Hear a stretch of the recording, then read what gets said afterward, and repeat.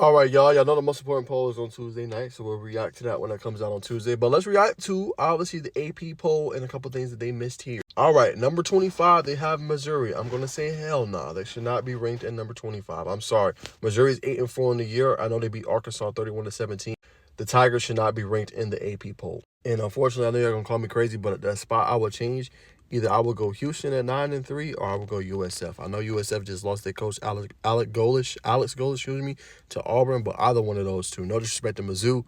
I know they got Bo Prabula and everything, but 8-4, I don't think they should be number 25. That's just me. Now, I do want to credit the AP poll overall because they've given Georgia Tech respect all season long. The fact that they're still ranked, at the end of the season, number 24, I mean, that says a lot. Obviously played Georgia very tough, man. One of the best defensive performances I've seen from Tech all year.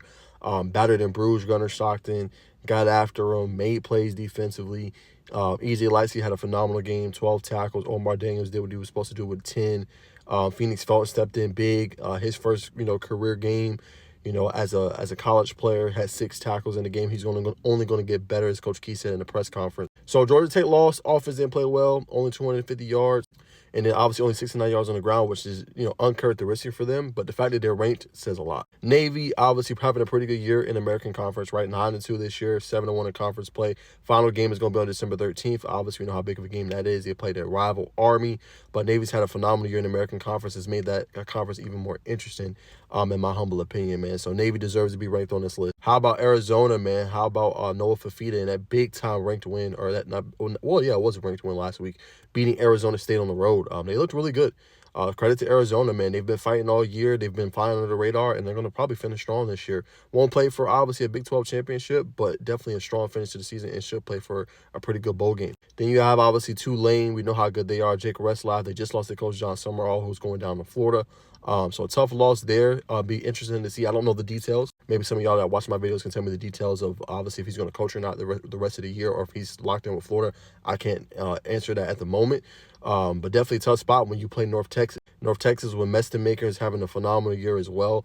They've been doing their thing. I think it makes for a great American championship. It's unfortunate that we might not see the head coaches in them full throttle, unfortunately, which kind of sucks. That's why we need to change our calendar, though. All right, next up, a team I really like in the Sun Belt. I know the Sun Belt is weak. The next best team is Old Dominion, who's 9-3 this year, but James Madison handled business. I know they struggle with Washington State in that victory, man, but they're 11-1 on the year. I would love to see them in obviously a CFP playoff, or not a CFP playoff, but obviously in contention.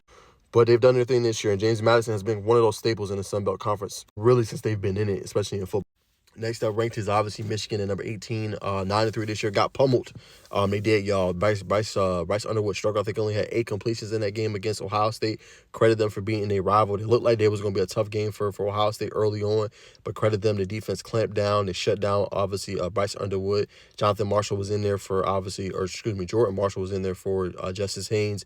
Did what he could, man, but they just don't have the weapons on the outside to beat you consistently. So if you're Michigan, you got to go get a dog. You got to go get somebody that's elite at the wide receiver spot in the transfer portal, in the offseason. If you want to really contend next year, you got to go get somebody. Next up, USC, man. Obviously a team, they beat their rival 9-3. I believe it is on the year. They ended up finishing only 2 losses in conference play. We know about Jaden Mayava. We know about Makai Lemon, Jacoby Lane. They can run the ball, obviously, with King Miller. Defense has gotten better throughout the season. Still struggle against the run defense. But it'd be interesting to see. They won't make the CFP playoff, but they should be ranked when the season is done. Now, a team that's been slept on all year is Virginia. Virginia lost their star linebacker, Cam Robinson, and still was able to put up that defensive performance against Virginia Tech. No, Virginia Tech is not a good football team. They're 3-8 on the year. Ended up finishing 3-9. But the fact that they was able to shut them down without the best player says a lot. Maddox Marcellus was my game pick for that one. 9 tackles, 3 solos, 1 interception, half sack, TFL. He did what he was supposed to do in that game. I really like the Cavaliers. Really good team, well-balanced offensively. Jamari Taylor to go along with, obviously, Chandler Morris. Slept on a lot, but I really would like to see them win over Duke, because I think it would only stain college football a little bit, and I think it will hurt, obviously, the ACC. So I hope Virginia can pull off 2 wins against Duke. They deserve to be in the CFP at 11-2 on the year, only 1 loss in ACC play. So we'd like to see Virginia handle business and beat Duke. Utah is Utah. Obviously, 15 in the poll. I think in the CFP poll, they might be ranked a little bit higher, a couple slots higher. But they did their thing this year. Devon Dampier just had some tough losses on the road this year. If they could have, right those wrongs, they'd definitely be, I think, in a higher spot. Now, here comes the nitty-gritty with Texas, obviously Vandy, Miami, all these teams that are kind of bunched up for those a couple at-large spots. It's going to be interesting to see what the committee does, because Texas has an argument at 9-3 on the year. Yes, they lost to a 3-8 Florida, who ended up finishing 4-8. You can't have that, but they beat the number 3 team in the country at the time. They beat, obviously, Texas A&M, their rival, and ended up handing them a loss. They only lost to, Ohio State, and then obviously lost to Georgia. So it's going to be interesting. Somebody feeling's going to get hurt. Somebody not going to be put in. Vandy's handle business, but like I said, going back to it, Texas has a 2 head-to-head. But the committee has shown head-to-head it matters, but not necessarily to the quality of losses you have, your strength of record, your strength of schedule. So it's going to be interesting to see what the committee does, because Texas beat both Oklahoma and Vanderbilt head-to-head. Vandy did what they could, 10-2 on the year. They've beaten everybody, only lost to Texas this past year, and obviously lost to Alabama. So Vandy's going to have to figure out and see if they can get in, but obviously with a great statement and a big win on the road against a ranked Tennessee team. Miami, I think a team deserves to be in. If you're picking them over Notre Dame, I'm going Miami. No disrespect to Notre Dame. Phenomenal football team. We'll talk about them more here in a second. But their finish of the season that the Hurricanes had said a lot. Said how good they were. Said just about, how complete of a team they are. Keem Messendor has been balling this year. Malachi Tony, I think, is one of the best freshman receivers in the country.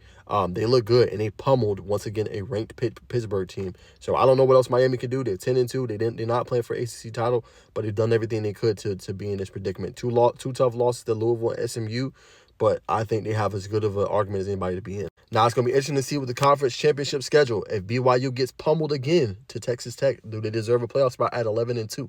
I don't know. Those are going to be some of the arguments, to say the least. So they got a big game coming up. If they can beat Texas Tech and hand them their second loss, what does the committee do there? Right? Does BYU move up? It's very interesting to see how conference championship weekend plays out. BYU is a good football team, but who's going to get that at-large spot? Now, Bama's also in kind of a quandary because they did get a big win against, obviously, Auburn in the Iron Bowl, was able to obviously pull it out.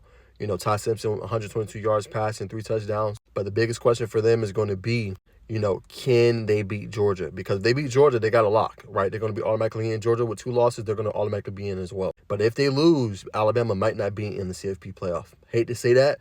That's a tough reality for them, but that's probably what the reality is going to be. So Alabama's a winning in kind of situation, in my opinion. Notre Dame, obviously, they handle business against Stanford, 49-20 victory. I like their football team. Jeremiah Love, Jadarian Price. We know about C.J. Carr's taking steps forward. Great weapons on the outside, and Jordan Faison, Malachi Fields, Reardon.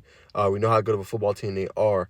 But it's going to be interesting to see what the committee does when it comes to them. Oklahoma, Alabama, BYU, Miami, Vanderbilt, Texas. And I told y'all, I mean, Oklahoma has a really good defense and a great defensive front.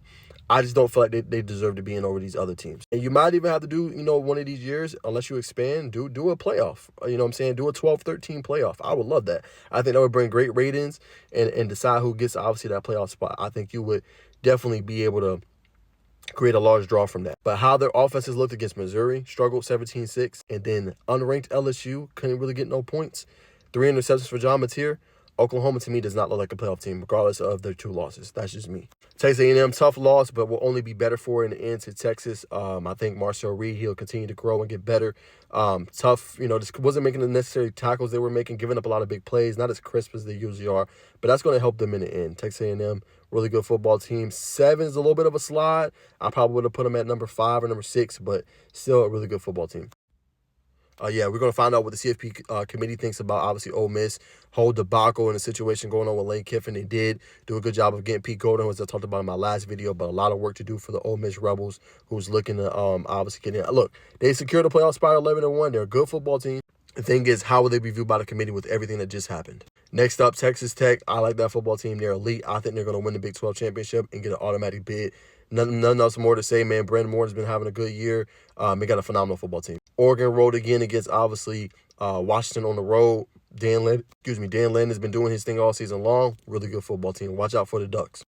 Georgia, this is a team that can win in a multitude of ways. I've seen them up close and personal this past weekend. Offense was not good at all. Georgia Tech shut them boys down, but they're a physical bunch. They defense fly to the ball. C.J. Allen, Raylan Wilson, They did what they were supposed to do, man. Georgia has a defense to win the Natty. They just do. Indiana's Indiana. We're going to find out a lot about them when they play Ohio State this upcoming weekend in a conference championship that will decide who probably gets that #1 seed. It's going to tell us a lot. I think ESPN College Game Day should have went to that one because it's a lot on the line on that one with 2 Heisman candidates potentially in Julian Sean and Fernando Mendoza.